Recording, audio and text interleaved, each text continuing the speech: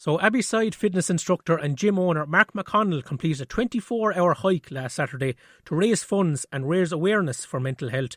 And delighted to say that Mark joins me on the line now via the magic of Zoom. And I suppose, first of all, Mark, people have seen you on the sidelines all around the county. Just as way as kind of an introduction, can you tell us what teams you've been involved with over the years?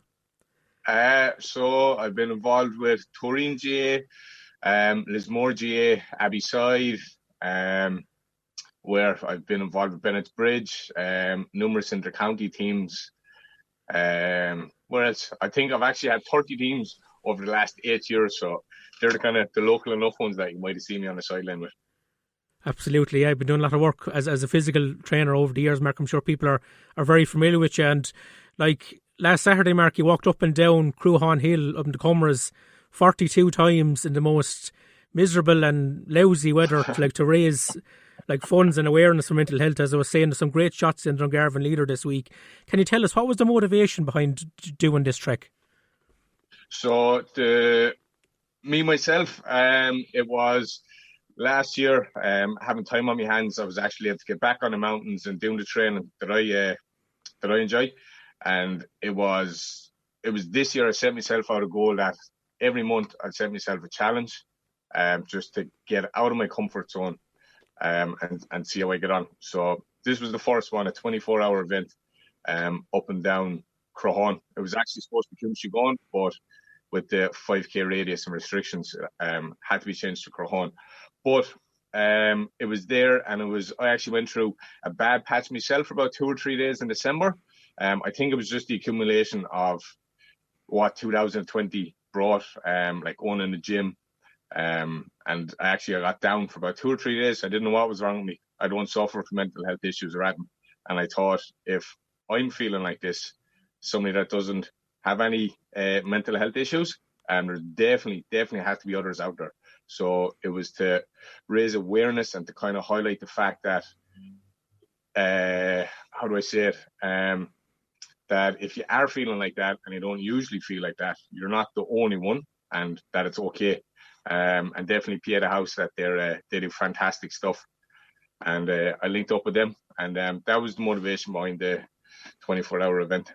Yeah, I know, like you raised €4,000 for Pieta House, Mark, but I think probably the most important thing is probably just to get the message out there, know that it is kind of normal kind of to feel maybe a little bit down or a little bit frustrated or annoyed, during these times, and that that there is family and friends out there to talk to, and there is organisations as well, like Pieta House, like Aware, like the Samaritans, that are there and that are there to help people as well. Definitely. And what it actually was, it was actually my partner. She just sat down and had a chat with me. And then I won't say snapped out of it, like I'm not brushing it off or sound like it's an easy thing to kind of overcome. But I obviously didn't suffer too bad, and it only lasted for a couple of days. But it was just that talk, that little chat for about 5 or 10 minutes with herself. And that's what we're trying to encourage, is just to talk to your partner, talk to one of your friends. That it definitely does help. And please God, I don't have that doesn't happen to me ever again. But if it does, I know that there is people out there that do have your best interests at heart, and that wouldn't like to see you go through that. So just talk to somebody. That's kind of the point I'd like to get across, I suppose. Yeah, no, I think that's a very vital message, Mark, given what we're going through at the moment with COVID-19 and everything that brings. Can you talk us about the day itself, Mark, that Saturday up on Cruhaun Hill, and you were by yourself as well? It must be stressed. Yeah, so actually there was a few locals kind of throughout the day, lads that were living around the corner. They come up and they done 1 or 2 lengths with us, and that was it. But I suppose starting Saturday, when I arrived there, I was getting all my gear out of the car, and I remember the wind when I opened the door of the car. The wind slammed the door straight back in on top of me. And I was like, I haven't even started the event yet, and this is the weather that we're facing into. But got on all right. It was actually the first 2-3 hours into it. I hit my first kind of bad patch if you can kind of picture, you're just about to fall asleep and the eyes are really heavy. My eyes started feeling like that, and I started getting really dizzy. And I actually, for about 5 or 10 minutes, I was just on all fours in the middle of Crahon, the pad of it, hunched down, just trying to figure out what was wrong. I stood up and I started stumbling a bit, and this was only 2-3 hours into the event. It wasn't my food, it wasn't my water, my preparation was spot on, but that was the first obstacle I suppose I had to come over on it, and it was only 2 or 3 hours in, and knowing that was after happening so early on in the event, it made things that little bit harder again, and you kind of started to doubt yourself and doubt how you're feeling and stuff.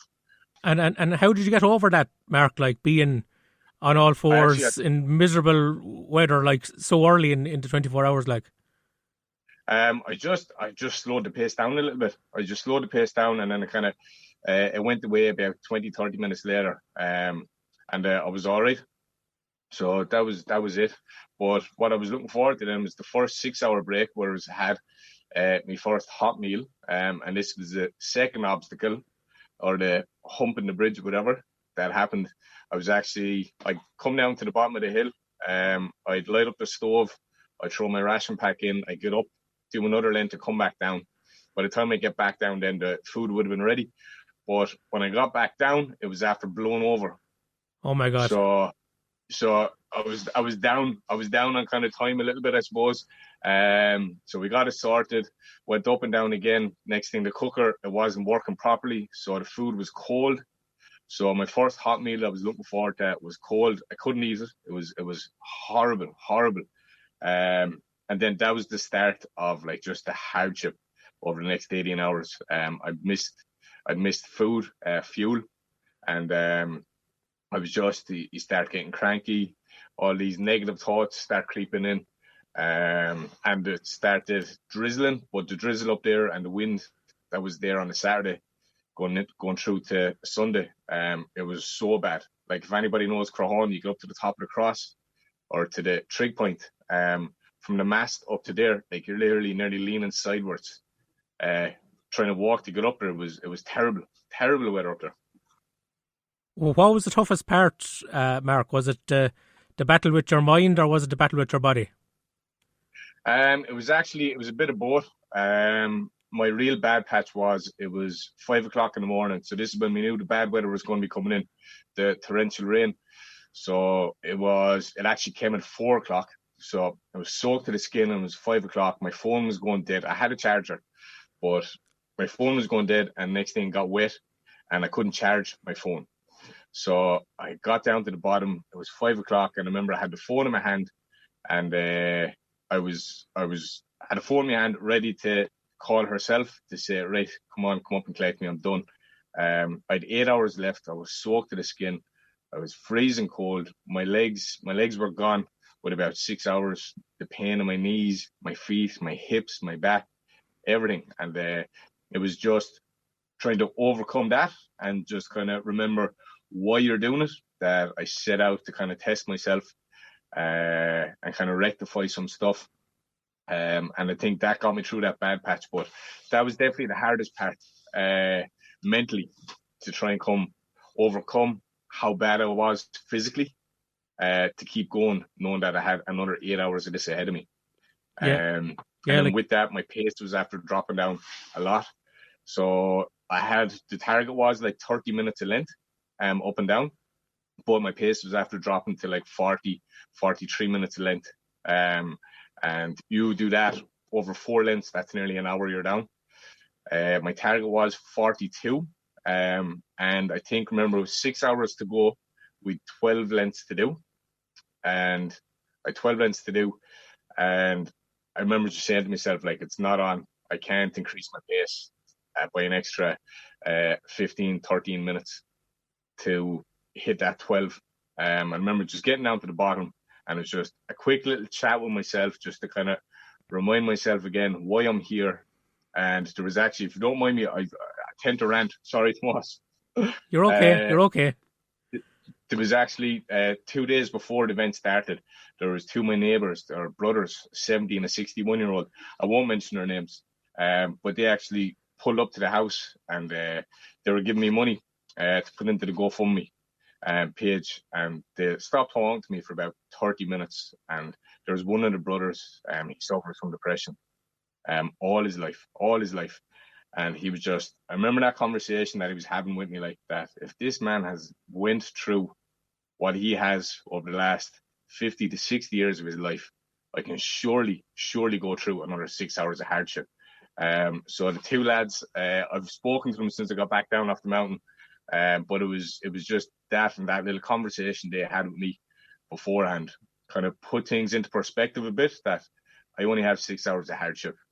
These poor lads have had it all their life. So we increased the pace, and we actually got the 42 lengths done then with about 14 minutes to spare. So we got it done in the end. Yeah, you really went through the pain barrier, Mark. Like, you can see it in your face, judging by the pictures in the leader this week. Like, when you look back on the last couple of weeks, and like you've been highlighting this on Facebook and also on the Dungarvan leader as well. And Ollie and Mary had you on the breakfast show as well. What's the response been like over these past few weeks? It's been absolutely unbelievable. It's been unbelievable. I'm not one for social media in regards to likes and shares and comments and all that stuff and figures, but like, I think one of the videos I put up, it's nearly got after 6,000 views. The posts, they've all been kind of averaging 600 to 1,500 likes and stuff, but everybody was kind of talking about it. But when people were talking about the event, it was always going to be highlighted or brought up that why I was doing it. So it was the awareness that the event brought in terms of mental health, and highlighting the fact around mental health awareness nowadays, that it's the likes and all this stuff on social media just kind of made it seem a little bit worthwhile that the message definitely got out there. I was on another radio station as well as WLR. The leaders, Dungarvan leader, they done interviews and stuff with me. It's just been phenomenal. Like, I definitely didn't expect it. The first post I put up, actually, I think I got 60 likes saying that I was going doing it. But it just built from there, and the response again has been just fantastic, unbelievable. Like, the support and everything from everybody has been unreal. And as I mentioned earlier, Mark, you're a gym owner of MC Strength and Conditioning in Dungarvan. I'm sure you're very eager to get back open as soon as possible. Have these past 12 months been very trying, kind of on a business side of things? Yeah, definitely. So business was going very well. Next thing, COVID hit, and you have to learn on your feet. You just have to adapt to the times that we're in. I can't wait. I miss getting down to the gym and just even talking to my clients. Having a bit of banter with them, even just the GA teams, like that's definitely probably one of the biggest things I miss, is been out there. I'll never take it for granted, Tomas, in the torrential rain in the dugout in Farrar Field of a Sunday morning. I'll never again take it for granted. It doesn't sound that glamorous, Mark, but you take it. Oh, I take it now. I'm telling you, I take it now. I would. So it has been tough, but look, like everybody, we just had to adapt and try make the most of it, the situation that we're in.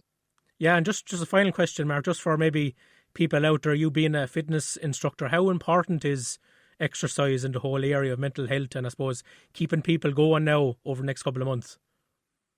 Very important. Try get out, even if you can't run, go for a walk.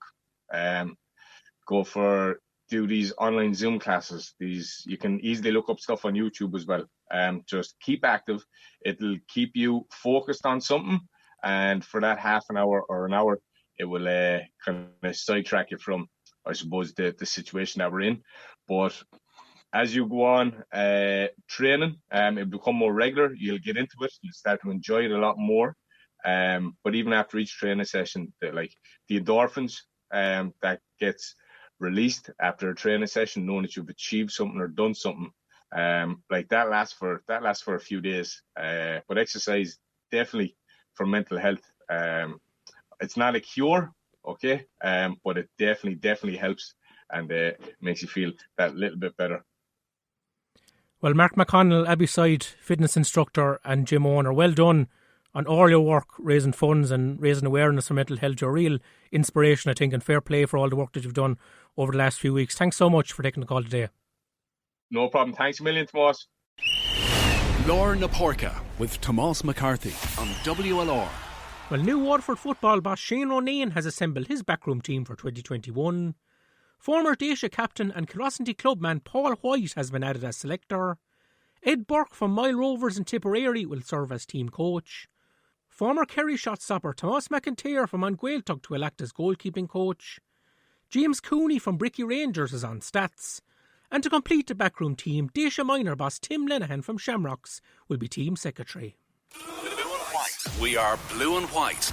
We are WLR.